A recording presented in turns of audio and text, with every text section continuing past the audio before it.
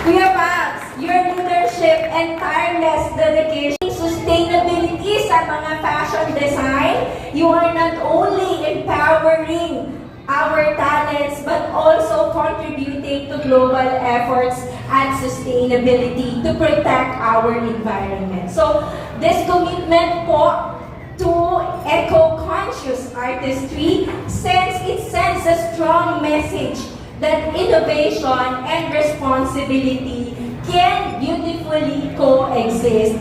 And of course, beyond the artistic and sustainable goals of this event, this initiative also carries an even deeper meaning. It provides our modern day heroes, all of you here today, our hard-working overseas Filipino workers. This event provides you with meaningful, enriching activities that nurture your talents, give you a sense of belonging, and support your overall well-being while we are all away from home.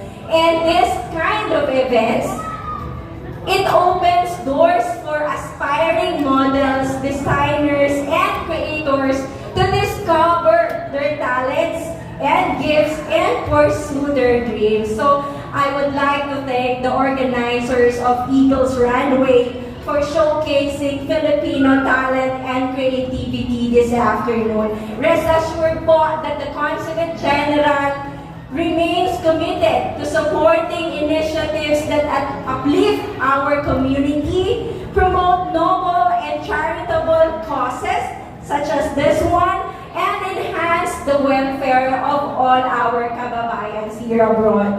You can always count on us po as a partner in programs that inspire positive change among our communities. So lahat po ng participants ng Eagles Runway Season 1 na nakikinig dyan sa taas, I wish you the very best of luck, knowing that daring to step on this stage alone, by sharing your talents and by embracing your individual strengths, you are already winners in your own activity. I'm sure will shine through tonight.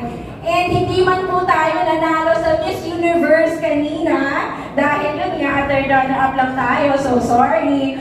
We may not have won the Miss Universe, but I'm sure tonight, there will be winners, or you are all winners. So thank you as well sa lahat po ng mga nandito ngayon na sumusuporta sa event na ito. You are the reasons we have